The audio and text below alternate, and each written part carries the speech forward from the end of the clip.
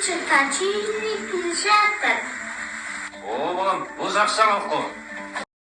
Мен ағаш шұғаштарына кеп, бесік жасап берейін де, қазір.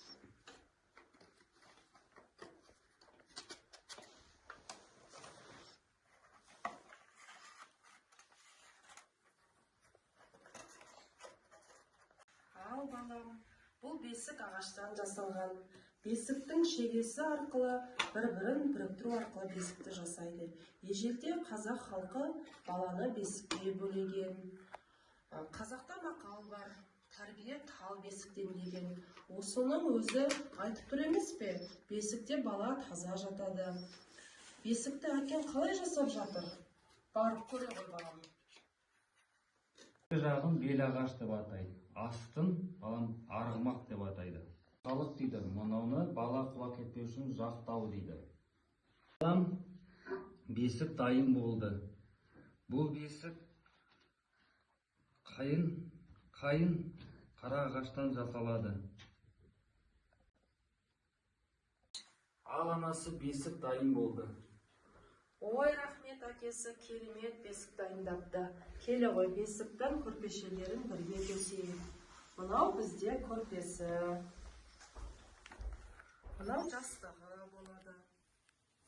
Ал пісіміні деп, біз қоршағымыздың бесікке бөлейік, я балаларым. Мынау бізде белбеуі. Бұлай байлаймыз. Бала шошып кетпесін деп мықтылап байлап қойған. Мынау бізде үстіне жабатын жапқышы. Балаға жылы әрі қорған болып тұрады. Ал енді бірге бесік жырын айтайық.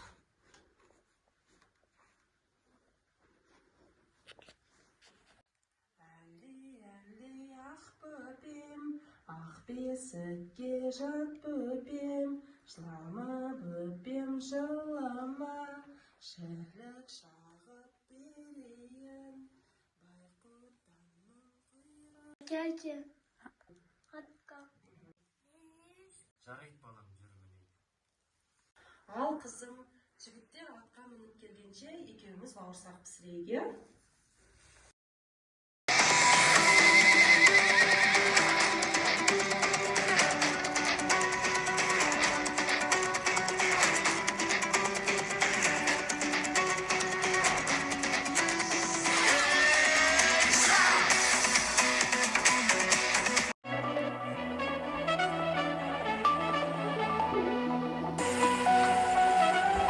Қаннан дәм кетпесін, көңілімізден сән кетпесін.